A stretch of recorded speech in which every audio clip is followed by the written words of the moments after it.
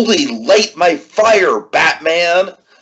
Tiki here, and I am watching through Batman the Animated Series for the first time. And, we're about midway through season 4. And we're coming upon a Firefly episode, and I remember Firefly being kind of lame in Gotham, and oh my god, this is, I don't want to say it's cool, but this is certainly something. Dragon, tell them why we're here. Well, you see, folks, long ago, I made a vow to educate Tiki in the ways of Batman, the animated series, serving as his spirit guide to Gotham in a way. Yes, that's right, and tonight we're talking Season 4, Episode 10, Torch Song. Dragon, like I said, I went into this with very little expectation just because, honestly, out of all the reoccurring villains in Gotham, I thought Firefly was one of the most lame. I knew that they changed a lot about the character, mostly the gender, but, man, I'm sure you've explained this character to me on Gotham. But, Dragon, first of all, I'm really fascinated to know if this is the comic history behind this guy. And secondly, I really think this episode is just a really, man, it kind of hit me, Dragon. I mean, I feel like this episode is ahead of its time. That's probably the best way I could describe it. Like, something like this, I feel like, is super relevant even today. It's, like, more relevant than ever. And, it explores toxic masculinity in such a thought-provoking and bold kind of way. And Dragon, just visually, the fires in this episode are striking. And I'm going to make a bold claim and say this might be, it's got to be in my top 3 endings ever in the series. I mean, the ending of this episode is just kind of like a holy shit, they went there, Kevin Smith credits moment, Dragon. It really was. I was kind of shocked by how bold and sort of like in your face dark it was. So yeah, let's dive right into it, Dragon. Give me the background on all this. All right, so the director on this, you got a really good director on this, Kurt Gaeta.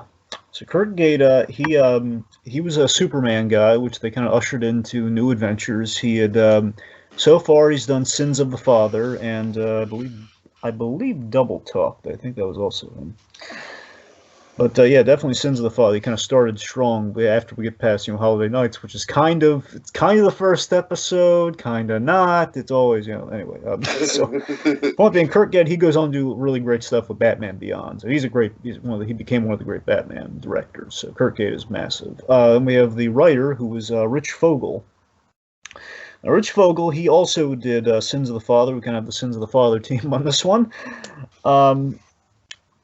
Let's see. So the Fogel, I believe, goes on to do Justice League and stuff with the like. Like he becomes kind of a mainstay after a while. I got to be honest, Fogel. I'm not saying he's like the weak link, but Fogel, he's.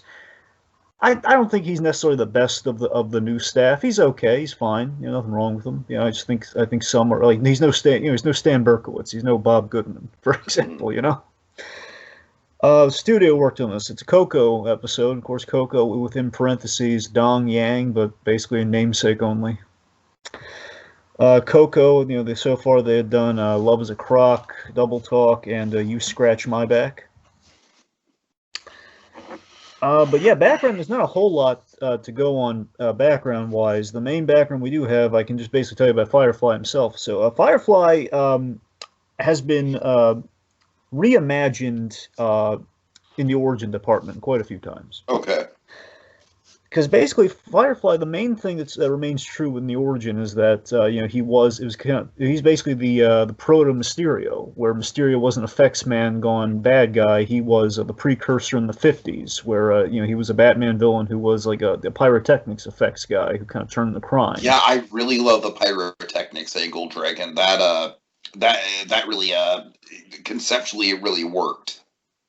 Yeah. So like originally it's a little bit more like literally, okay, hey, I kind of have a fire gimmick. I could be a bank robber. To later on, I got finessed a little bit to. I'm sorry. Can we just pause and laugh at how basic that is? Yeah, it was honestly. If I tell you the actual story, it's really dumb. because again, it was the 50s. The 50s was not Batman's great year, let's be honest.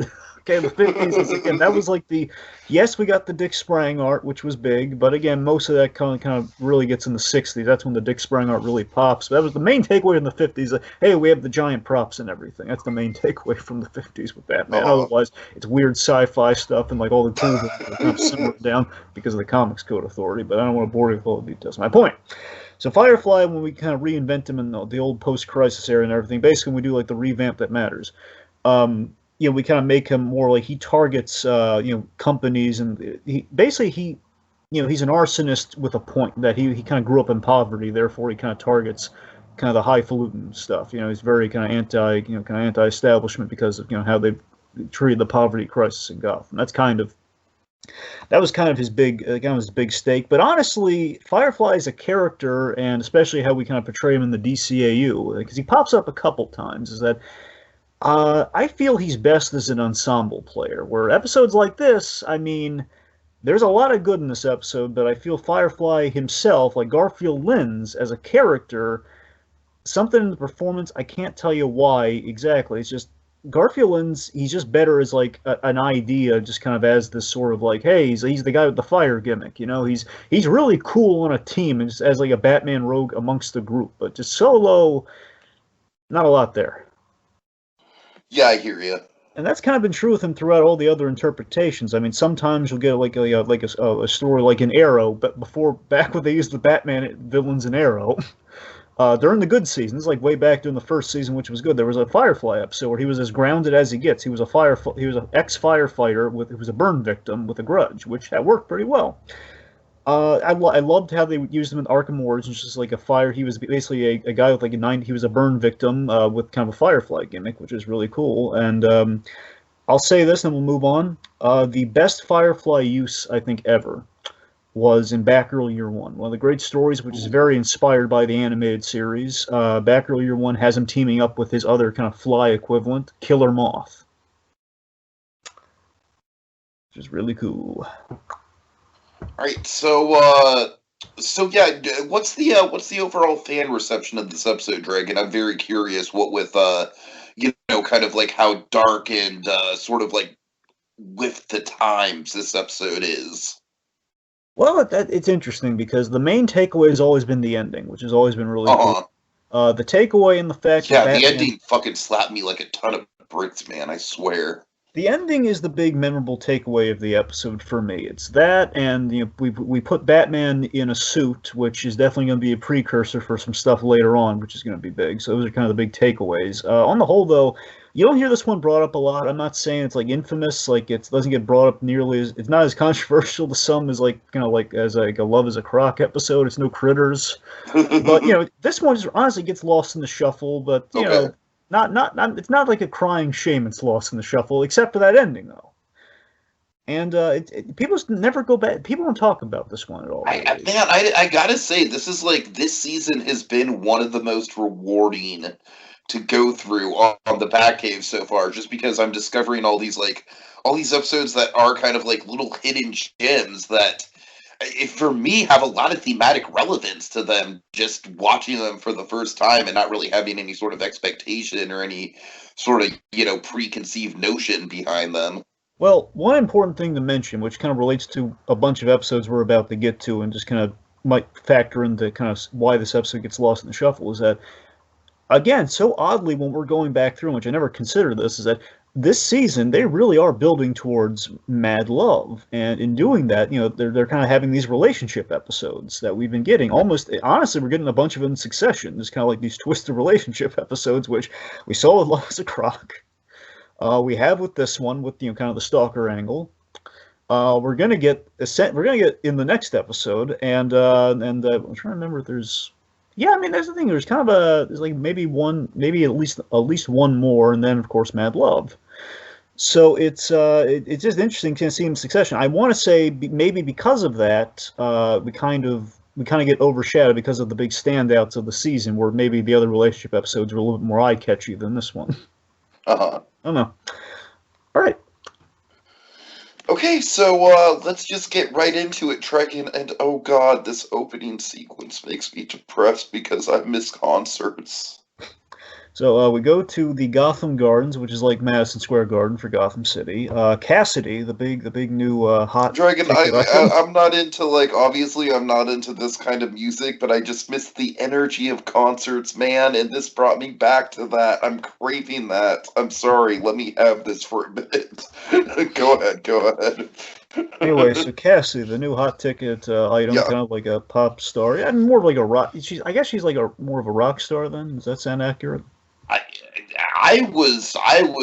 I guess so. We didn't really get to see a lot of her act. That's the thing. Because when we did the Dozier thing last time, I used pop star because she feels very poppy. I would describe her as a pop, maybe not the music per se, but Yeah, definitely the persona. yeah. Anyway, so point being, she's like this new performer in town, big new, like up and comer, Bruce Wayne. This is hilarious. I always like this idea. So Bruce Wayne, he's on a cover date with Shannon, who's dragged, young lady. He's just dragged him to like the hottest new singer, doing the concert scene. And basically Bruce doesn't want to be there. We have this hilarious moment where he bumps into Barbara, who's there because she likes the stuff. And I love that she's getting this tongue-in-cheek enjoyment out of like, oh god, Batman, seeing Batman Right. have to play, be the playboy for a change. He has to be like, oh, he has to be seen, kind of dating these young women and everything. He's Basically got the himbo. pretty much, yeah. They basically stuck as the himbo, and also as Batman having to go to a rock concert, which is really funny. Right, so she makes the move that I would make if I were at a concert, which I can't be at right now, and that makes me sad. I'm gonna milk this dragon. I'm sorry.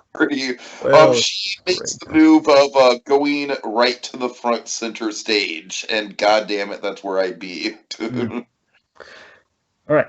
So of course, Bruce wins money. Of course, you can be in the kind of the center stage, right up there. So Dragon being at the center stage is just a matter of being the first in line and having endurance. It has nothing to do with money at most of the concerts. Maybe they're getting let in early because of the little greased palms. I don't know, but I don't know. It's interesting because I've definitely most of the concerts I've been to. Plays are obviously a different story because plays you have assigned seating most of the time, but concerts mostly it's just kind of like a hall. You know what I mean? So it's kind of just the front of the stage is basically like a first come first serve sort of thing, unless they have it roped off into sections, which sometimes happens. Anyways, I could go off on the. I just miss live performance yeah, spaces. well, let's go to the other side of the stage here. Let's go backstage where all the action's really happening. So backstage, Cassidy is preparing to go on, but she is then accosted by her ex. Oh god, and this I don't know, Drake. Like I said, this episode kind of explores some toxic masculinity themes in a really interesting way. Kind of vaguely reminiscent of something like The Mask, The you wait, the the mask? Courage episode. Oh, sorry, I thought you were. Well, I was like, wait, he's not referencing. No, I'm sorry. I should have been more specific with that. Yeah, yeah, exactly. Is he referencing Dorian Terrell from The Mask? What is he? Dragon, we all know The Mask is the most hot-butted, politically charged movie of its time. Okay, no, yeah, the courage. Yeah, there's a little bit of that for sure. Of the courage mask. Yeah, but yeah, here. Okay, so we have Garfield Lens, he's the pyrotechnics man for the show. The idea she's dating like one of the crew guys from the show. And so, by the way, Cassidy is voiced by an actual singer. She's voiced by Carla DeVito. Hmm. No idea who that is. And however, Garfield Lens is played by Mark Ralston. Now, Mark Ralston was the guy who essentially had the gang that was raping Andy Dufresne in Shawshank Redemption. Oh, wonderful! That beloved figure. Yeah, so point being, they got the right guy for this creepy role. Yeah, right. Hey, they did, but by the same token, and Garfield Lens is kind of the thing that holds the episode back. Here's the thing: I'm not saying this is a bad episode. It's interesting, Dragon. I like him thematically and conceptually more than I like him in execution, just because I feel like in execution he's pretty damn one note. That's the thing with this episode. I'm on the fence of the episode because I love what it's trying to do. Like on first impression, I'm just like, oh man, this episode has some really bold ideas, and that ending though, That's you know exactly. what I mean? So it has a lot going. I can't dismiss the episode because it has a lot going. Yeah. And I like what we're doing within this relationship and the idea of seeing, well, basically the stalker thing we're about to get to. But it's just, again, Lynn's outside of the suit is just so flat, man. He's just so darn flat. There's no charisma. There's nothing. Uh-huh. Anyway, so point being, we get the he's really burnt by the breakup they had recently, and he's really creepy about it. His big line. I also don't like all the fire puns. He's like a more subtle version of Mr. Freeze. That's what I'm saying too. It's not the same. or it's just like I remember when you dressed like that for me. He's got creepy lines. And he's got the fire puns. It's just I don't know. There's not a lot there. But I feel ya. The point being, he's holding a grudge, and he refuses to go away like the other pretty boys. Like the idea, she's like in the press. The idea is like she's probably broken other celebrities and stuff, and like it's probably been like a press thing where like they're just gonna go away quietly. Oh, she had a fling, and then we just kind of chalk it up to a number of guys. Where in this case, no, he's not gonna go away like those guys are. He's gonna make a mark, and that's gonna be scary. And then she hits him, bam, fires him. This is your last show. Unfortunately, she didn't fire him for the show. Fires him after the show. Right. I thought we could have a working relationship. And again, this is where we're getting to kind of some interesting, now relevant masculinity, kind of the whole toxic masculinity and just kind of working relationships and kind of the stuff that was, well, definitely. I mean, the simple fact of the matter, folks, is that if the lady doesn't want to date you, she doesn't want to date you. It's still like, take no for an answer. That's the lesson to learn here. So he basically kind of makes a threat, like, we're not done with this. Like, I'm not done with you, or something along those lines. Where before she can process the threat, she goes on with the show before she can really process things. So, so then basically the show begins, and so by the way, look, I mentioned the whole Lens works better as kind of an ensemble player. One of the people he goes on to work with and have kind of he has a better relationship later on in the DCAU. There's a Superman villain who was an original for the series called Volcana, voiced by Roz from Frasier, by the way. She's great.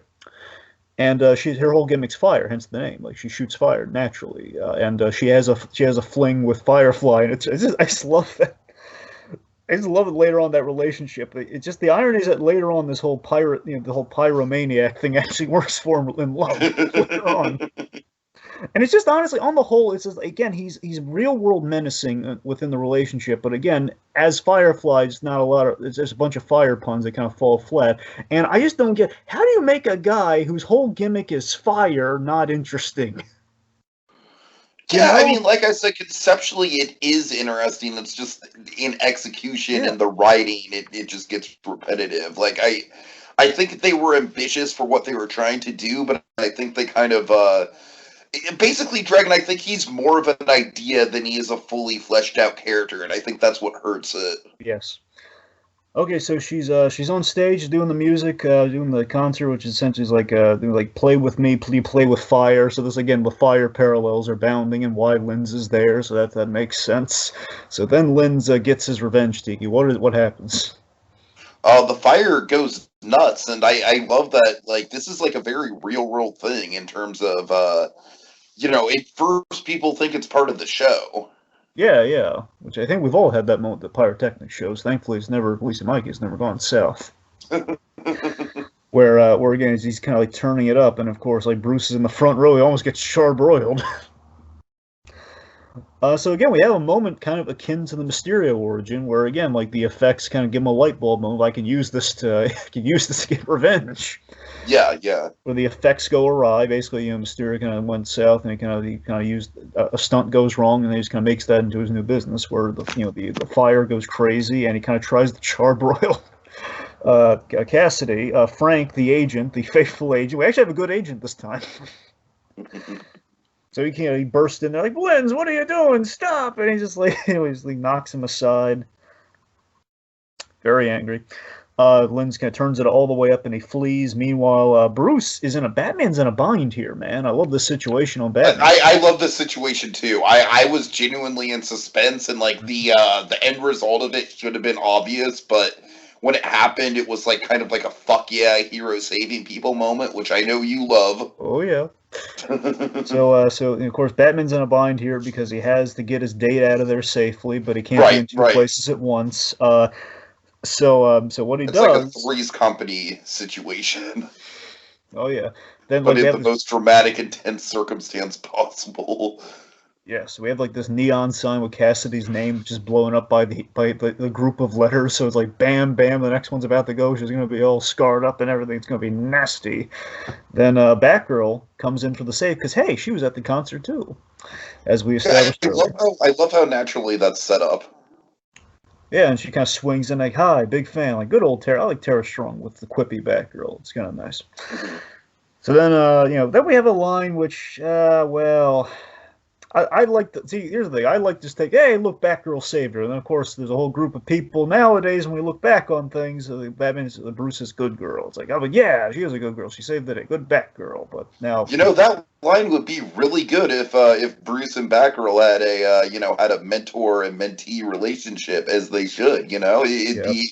It'd be a really good line, but unfortunately they don't. So that's the thing, Tiki. This is kind of like it look even worse. Retroactively, Tiki, this is what I dreaded. So retroactively, that moment is kind of the first crack in the armor.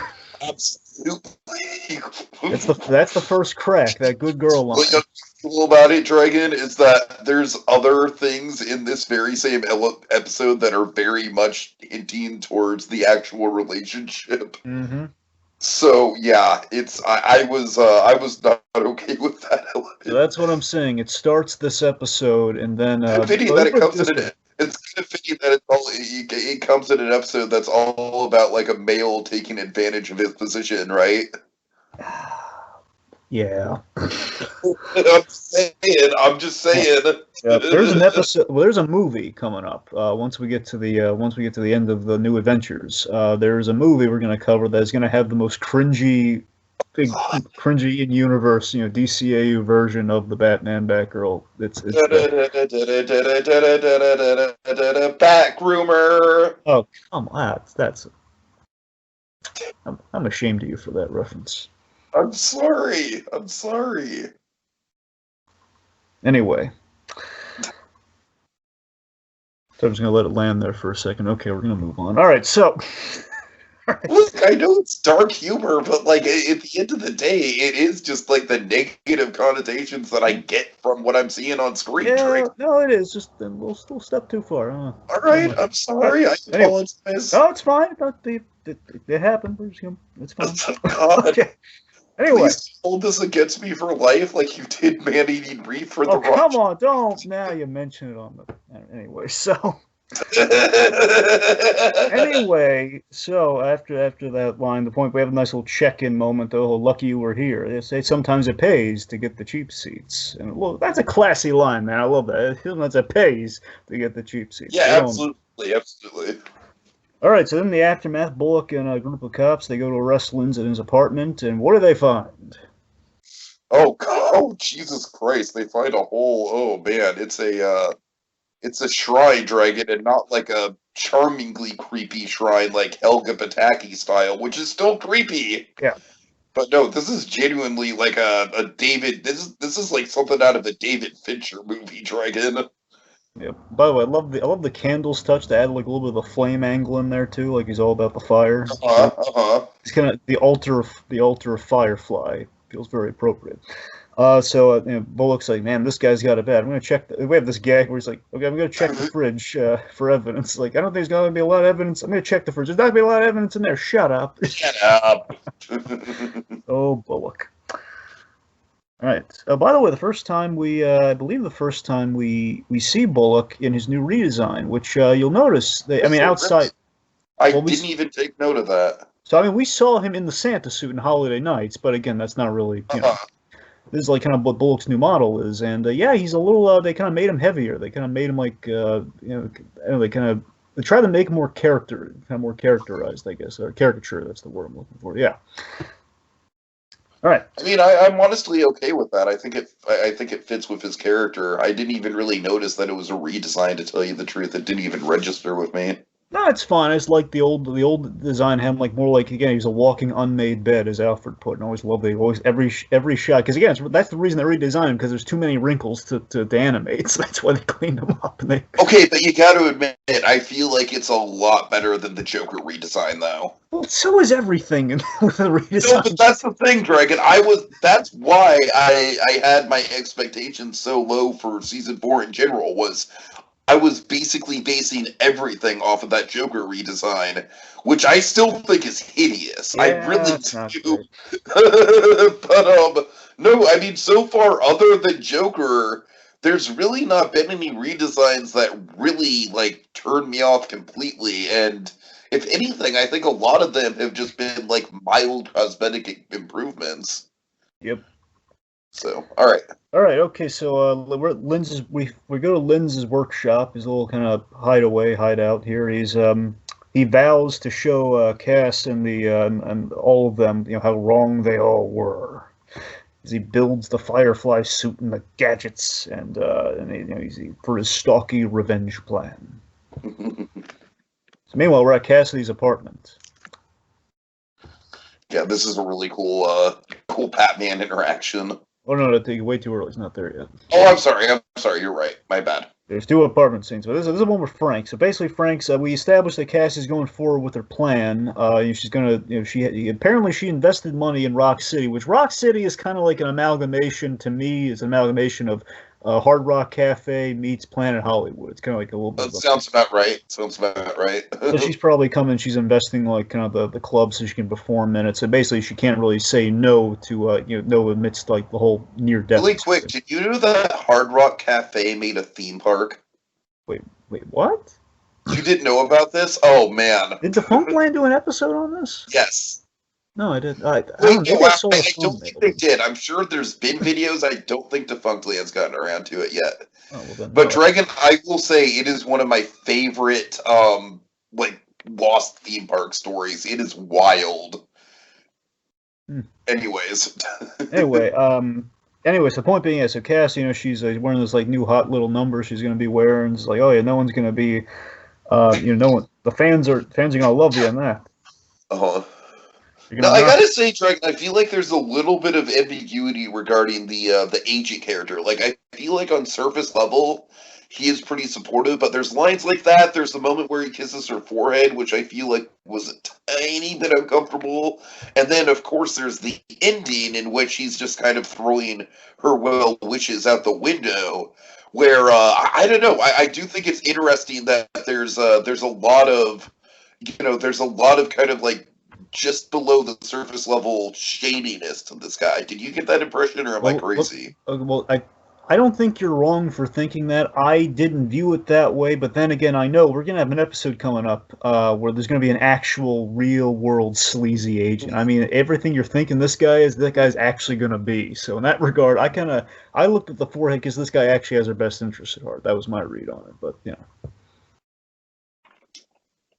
I honestly think what's happening is that I'm probably reading it through like a modern day lens. Yeah, I think, but trust me, you're going to see there's an agent coming up, man, who's an actual I believe you.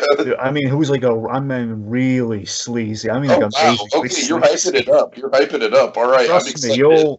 He's got a name too. I don't know if I should give you the name yet. He's got a name. Oh, give me the name. Give me the name, so that way when it pops up, I'll know. Okay, Irv. Okay. Oh, I'm excited. Irv the agent. Okay. I'm genuinely excited. Oh boy, yeah. Irv has a really icky scene. Anyway, sorry, getting back on point. Wow, Frank's reassuring really her. hyped this guy up. Seriously, Irv's skin crawly. All right. Okay, anyway, so point being, Cassidy's got a gig. She's gonna go to it. She gets a note slipped under her door though. Opens the little note. I always love this introduction for how we build up Firefly with this here. Where she opens the envelope, and inside the envelope there's a message. It says, "The star that burns brightest burns fastest," and then it catches on fire. That's a great menacing introduction. Mm-hmm. And the whole cautionary stalker tale vibe is definitely being conveyed here, which the DCAU and Superman, they kind of did a story like this. I'd argue maybe a little better with in terms of the character played better than Garfield Lens. Personality-wise, he caught on more. A character called Luminous in Superman the Animated Series. He was cool. That was another Stalker story that was pretty good. Anyway, all right, so we're at Rock City. Yeah, so we have Howlin' Jake. Voiced by the wonderful Tom F. Wilson. Biff, man, it's Biff. Nice. He was introducing all the talent, which then builds the Cassidy. It was about like Sam Fryer, Trent Wallace, the action star. Again, seems very Trent Wallace gives me a very Lucas Lee vibe just from the brief glimpse we get of him. Yeah, it sounds a little like Planet Hollywood-esque when we're introducing these guests who sounds like they booked the evening and they've invested in the club, which is why we're introducing them. I don't know. Right. I'm glad I'm not the only one who's kind of confused there.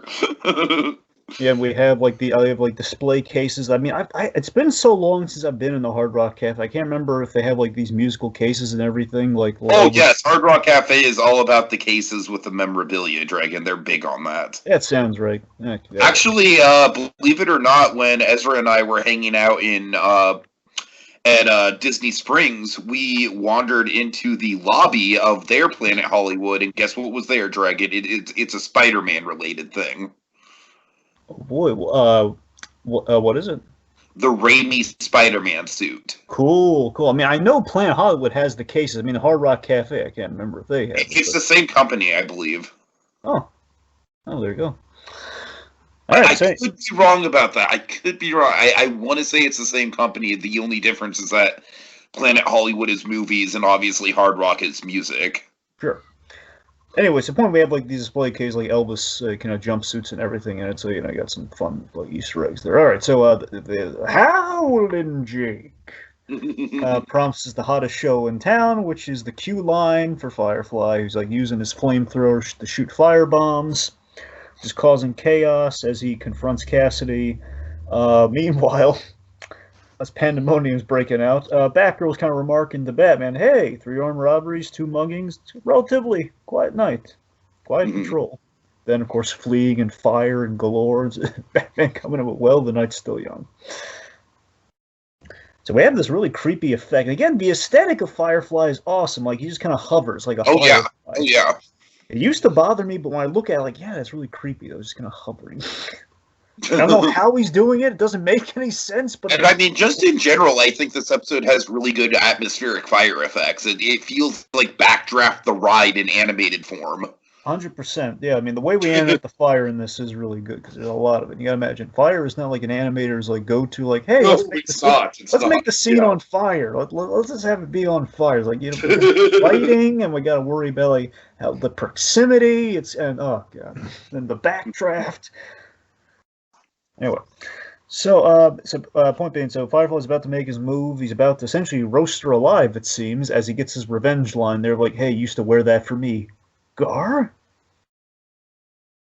Then, of course, Batman comes in with a punch right to the face to save her. Yeah, nice punching that stalker guy in the face. Bam. This leads to, in my opinion, probably like one of the cheaper Act 1 cliffhangers that I've seen, honestly. Not gonna lie. How so?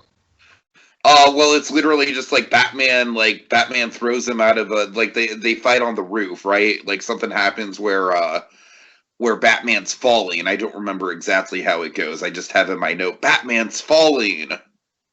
Yeah, Batman does this kind of Indiana Jones kind of landing where he lands like kind of like Temple of Doom. He lands on the canopy. He just one of the first glides ever, by the way. Him just using the cape to glide. Just kind of glides over to the canopy and just kind of crash lands, indie style. Mm-hmm. Yeah. Basically, in the club, they were fighting. Like basically, Batman's dodging the flame. There's a battering at the flamethrower. Tells whoever you are, it's over. Name's Firefly. Then he flies out the building. Oh, Batman grapples his leg as he flies to the skylight. That's what happened to you. Yeah, that's what I'm thinking of. Yeah, and the cliffhanger that I think is really cheap is just like, oh no, Batman's falling. What's he gonna do? How is he possibly gonna get out of this? I don't, it's weird. I can't remember when I thought the commercial cut was after he got away. I thought it was after he fell. No, I'm pretty sure it's right as he falls. Yeah, I think you're right. Now I think you're probably right. But yeah, I love it. It uses like also one of the other reasons Firefly really cool aesthetic. He has a flame saber. Mm-hmm. He's got a flame saber. That's how he cuts the line. And anyway. Flame saber was always kind of cool. Anyway, so the point being, Firefly gets away, and Batman, he's really dismayed by this. Meanwhile, Frank. Now this is the scene you were thinking about earlier. So Frank's we're at Cassie's apartment. Frank, seemingly being an actual good agent here, earning his 15%, as he says. He's got people posted in the lobby, out front, the stairwell. Therefore, no one's getting in. And enter who else?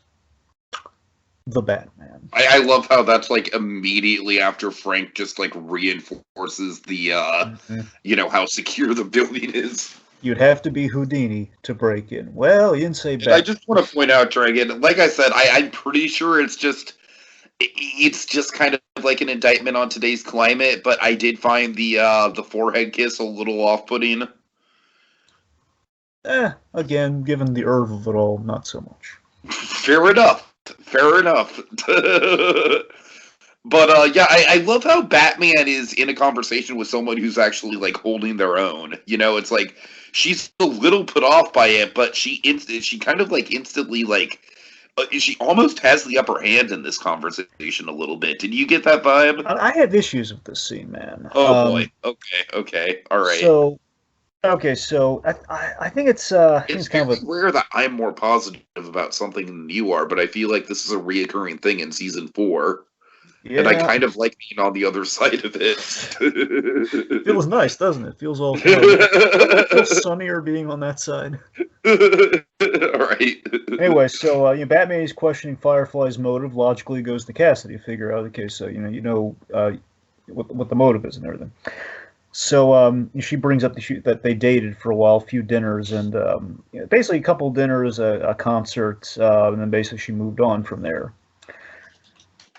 Let's see. So of course she makes the joke like, "Hey, I guess he's carrying a torch for me." And of course I'm thinking, really, you're making jokes now? We tried to roast you alive, man. I hear you. Basically, it gets a little worse as it goes on for me. But she says, "But you got to protect me. You're the only one who can." She's trying to manipulate Batman right now. See what she's doing here. She's like going for the hand touch and everything. She's okay. I should emphasize, like when I said she has the upper hand, she thinks she has the upper hand. Well, Dragon. That's what I meant to say. Well, that's the better clarification. Yeah. Yeah, she thinks she has the upper hand. There you go. It's like she thinks she's Andrea Beaumont, but she is right, yeah.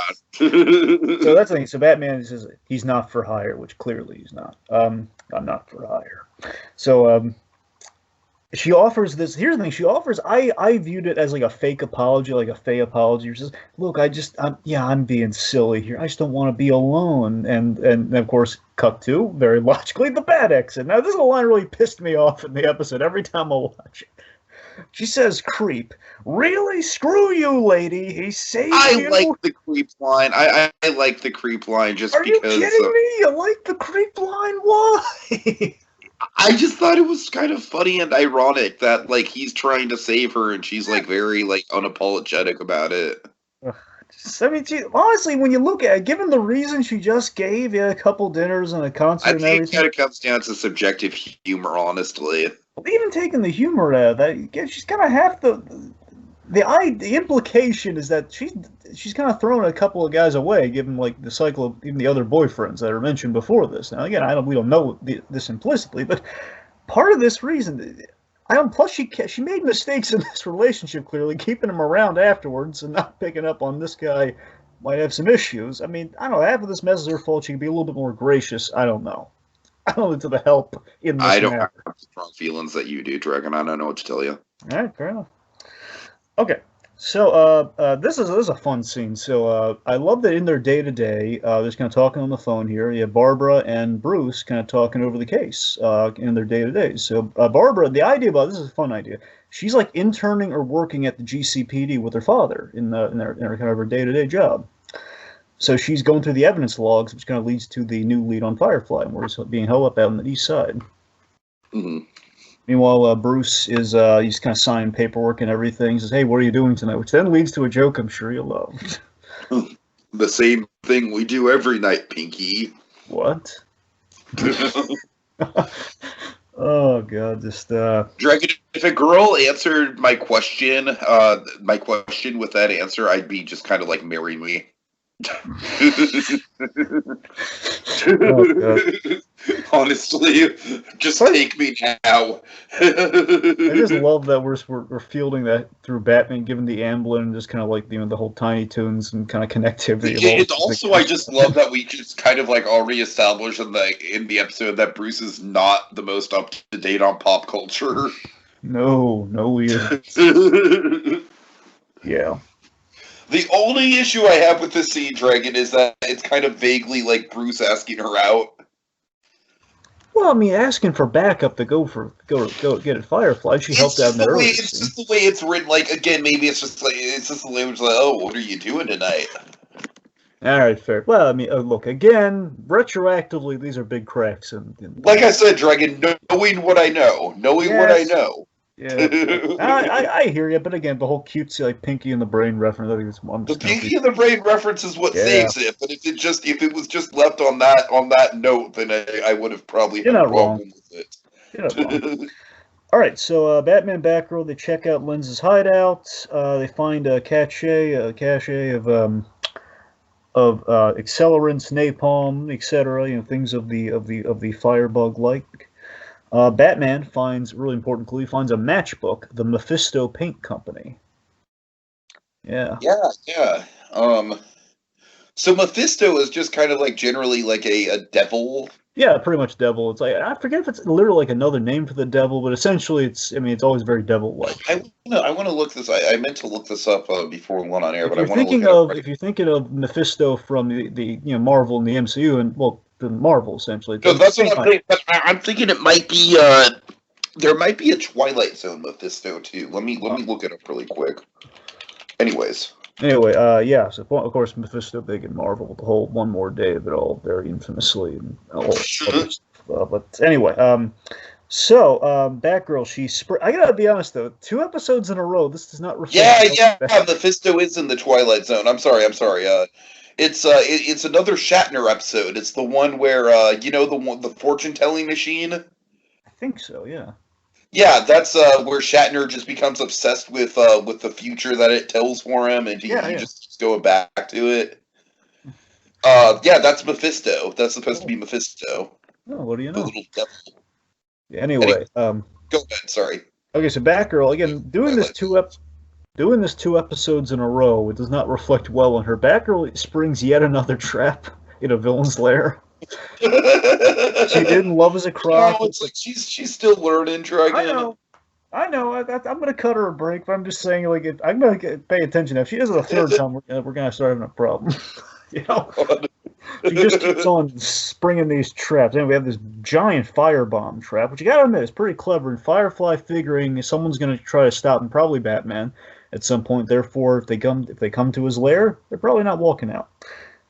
Importantly, they're kept busy while he's doing his big plan right now. So, point being, we're keeping Batman and Batgirl busy as Firefly makes his move, and said move is while Cassidy is at a recording session. She wants to get the recording session done pronto because she's on edge out of fear of Firefly making his next move. So, what happens?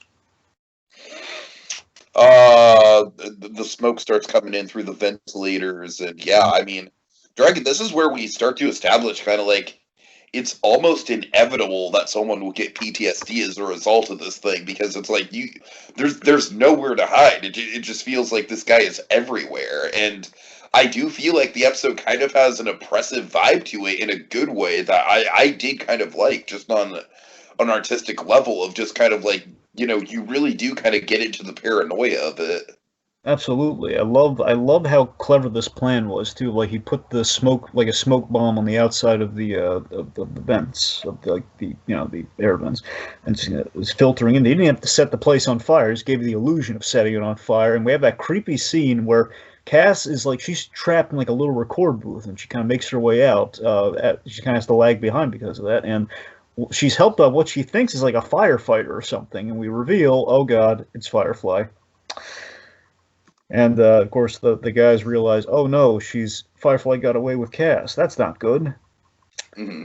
So meanwhile, Batman and Batgirl, we have some really good fire effects and lighting on them as they're trapped. Really tense scene, man. They have to end up blowing a door. They kick open a door. They have a backdraft effect, which is really great. Batman makes an exit by throwing like a barrel of napalm or something at a window, which creates a giant explosion they jump out of, and some fun acrobatics. So they end up on a fire escape, but then the building blows up because all the accelerants inside. But then, And again, can we just point out, like, there are like multiple minutes worth of fire animation, and it's just I admire the ambition, the ambition behind that. oh yeah, it looks. I mean, again, looks really intense, man. Mm-hmm. So this to me is a really good. I think this is a good act break here, where Batgirl, she doesn't clear it in time. Where Batman just dramatically kind of as the whole fire escape and everything fell on her, it seems, and Batman's he kind of finds the Batgirl in the rubble. Batgirl. It's like, oh, Batgirl knocked out, and that's a dramatic cliffhanger. Yeah, and I like that it kind of puts Batgirl out of commission. It kind of makes the third act a little bit more personal, a little bit more one-on-one. Sure, and again, it's kind of like the contrived thing we got to do, where sometimes we want Batman to go mano a mano, so we have to write out the sidekick, like we do with Robin all the time. I don't mind it. Yeah, I don't mind it either, but but at least it was a dramatic, like poor Batgirl. Anyway, so Alfred's mending Batgirl's wounds in the cave, which is nice. She's out of commission, all right. I think I think you've put out enough fires for one day, my dear. Like good old classy Alfred. Alfred saves the day here. I don't care what anyone says. Alfred really defeats Firefly. Let's be honest. Alfred informs Batman that Cassidy's been kidnapped by Firefly, and now basically Batman has a lead with the Mephisto Paint Company. Mm-hmm. And that's where he's being held up at. So before Batman goes, Alfred suggests that he had to have a kind of a change in wardrobe, which I love this. Batman gets a smile because like, oh, that Alfred, he's giving me a great idea how to stop Firefly. Like, yeah. Yeah, Alfred. It's a little more durable. Okay. So we'll build to that, yeah. We're at the Mephisto Paint Company. Giant devil head. That's going to be important later. It's like a giant old Mephisto devil head at the top of this place. Cass, and I gotta admit, there's kind of an Iron Man 2 problem with this episode for me. We established way back when Firefly first showed up, he's trying to kill Cassidy, right? Yes. And yet, he has kidnapped Cassidy, and she's still alive. I had that same issue. I feel like it becomes too convoluted for its own good because it goes from like straight up like I want to murder her to like kind of like a weird Banish like you will sit here and watch the city burn type of thing. Yeah, basically he's covering his tracks in the most over-the-top way, which this is the problem that Love Is a Croc had. And honestly, I wonder if this is going to be a problem in this season, where sometimes you're going to go too big with the big plans and the climaxes. Where we don't need to risk nuking Gotham. Like we don't need to like literally set it on fire with next-gen napalm or what have you. Like we don't, But all that said, I want to be clear, though. I love the plan. It just doesn't fit for what he's aiming for here. Like, I love this fire gel idea. I do, too. So basically, Lynn's, of course, she's trying to talk him down. He says talk is cheap, and the police won't go for any, peaceful resolution here, which, sad but true. So, he demonstrates his fire gel with a giant old block of ice. So basically, he mixes this is really clever. He uses the paint factory to mix the gel, which is in massive amounts, which is really cool. Mm-hmm. And he demonstrates this by you put a little somewhere and you light it, you ignite it, and then it kind of burns through like forever. As it goes through even ice through the table, through the floor, and God knows how many other levels. It kind of reminds me of Roger Rabbit dip, but in real life. That's a little dip-esque, a little less incendiary, but yeah. So, anyways, the point being, he's gonna send it to the Gotham sewers, and then he's gonna light it once it's all kind of down there, and Gotham will be on fire, and he's gonna get out of town with her for some reason instead of just killing her. I don't get why, but we can do everything else in Kids WB. We still just can't at least imply I'm gonna kill you. Anyway. So he's about to put the plant. The dumping is It's about to begin. He's going to firebomb Gotham. He's going to come in flames. Anyway, so Batman interjects here. We reveal Batman. He says, "Let her go. He's here, Batman." Then we reveal what he looks like, Tiki. What is Batman wearing? Basically like a cool version of the bat armor from Batman versus Superman, essentially. Yeah, he's wearing kind of a fireproof suit right now, which essentially you're on the right path, Tiki. This is the precursor to the exosuit, like you'd see in Dark Knight. Okay. Or BVS, but more accurate, Tiki. You're going to see the finished version of this thing in Batman Beyond, and it's awesome. Oh, nice. So this is like the very beginning, like precursor to like Batman changing up the Batsuit in a major way. Where like this is more functional, like fireproof, but he's going to go like the full-on exo-suit thing in Batman Beyond. If you look, the belt on this thing is the Batman Beyond suit belt, which is kind of cool. Anyway, so Batman, he's like walking through fire bombs. He's like shooting at him, but Batman's not going down this time. Let's see. So I got to admit, though, as a kid, the lack of cape when Superman wears like his lead-proof suit, this lead-lined suit to protect him from the kryptonite. Every time there was a lack of cape, it always bugged me as a kid. Never as much as so I'm thinking, it always bugged me most with Superman, but when it's all Batman, like, no, give him the where's the cape? I don't know. I mean, like, if you think about it from a practical point of view, it makes absolutely it'd be really hard to make a cape that isn't flammable. No, I absolutely I agree with you 100%. It makes absolute logical sense. It wouldn't have the cape on. It's just always like it's so rare in the series, like kind of like the old kid brain, like what? Something's not right here. Where's the cape? All right, anyway, so point of available action here, a little fighty. Batman's going to save the girl. He's kind of mixing up a Firefly. He uses, this gun kind of bothered me because it's designed to be Mr. Freeze's cold gun, but we don't use it right. I don't know if there was like a mistake in the animation or what, but it's like a fire suppressant gun that looks identical to the cold gun, where like later Batman might use the freeze gun now and again, where in this case, I don't know. It's a nitpick, but pay no mind really. But anyway. It's like using a little fire suppressant launcher at him to kind of stop the flames. They kind of hit each other into these pipes. Batman's kind of pinned for a bit there as Firefly sets his plan into motion. Sewers are about to be filled up with the gel. Firefly, he kind of his flame saber ignites things, and the problem here is that the things haven't gone into the sewer, which means the whole building's about to catch on fire in a massive way. Firefly chickens out. He tries to flee the coop. We're going to see how that goes for him. And Batman saves the girl. He gets her out of there. Factory explodes. Bing, bang, boom. And Firefly is trapped under the... he does not clear the explosion this time. Firefly is trapped under the giant Mephisto head. I gotta tell you, doesn't that feel like an anticlimax that he's self-foiling? He's got caught under his own like giant. It does feel like a little bit of an anticlimax. I agree. All right, but then take us through the best part of the episode, man. All right, now first of all, what I want to usually what these dark endings kind of do is that they're almost kind of like dark morality plays for the villains. But I like that this episode had the good sense to be like, no, we can't just like do a morality play about this guy because this guy is too much of a real world scumbag. You know what I mean? We can't just have like a Batman wagging his finger type of moment or like he could be redeemed if only type of moment. No, we go to the real world aftermath of this guy, and there is no happy ending in sight. Oh my, Dragon, this is something straight out of fucking BoJack, man.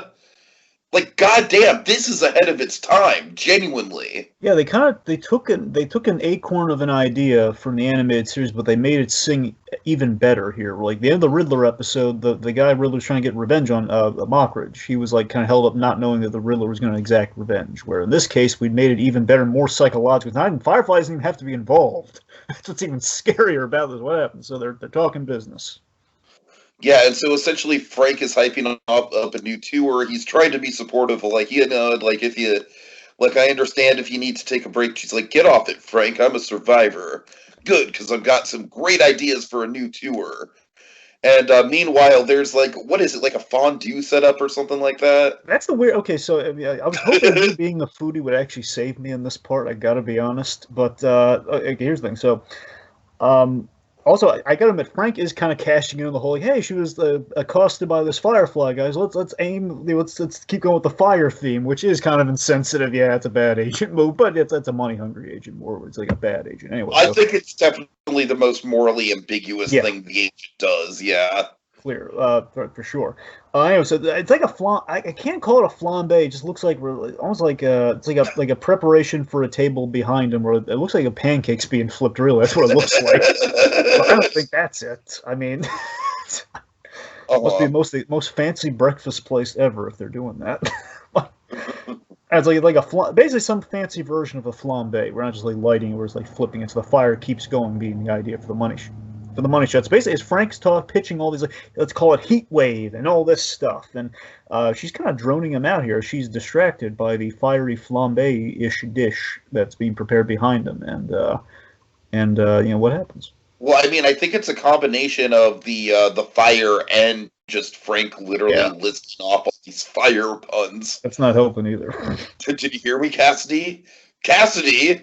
And the camera just does a slow zoom in on the fire against her eyes, and Dragon, in the immortal words of Kevin Smith, fucking credits. Gave her pyrophobia. That is a gutsy ending, man. There is like I said, right, there's like no Batman standing over her shoulder, comforting her, making sure she's okay. Oh, you know what that's what I was.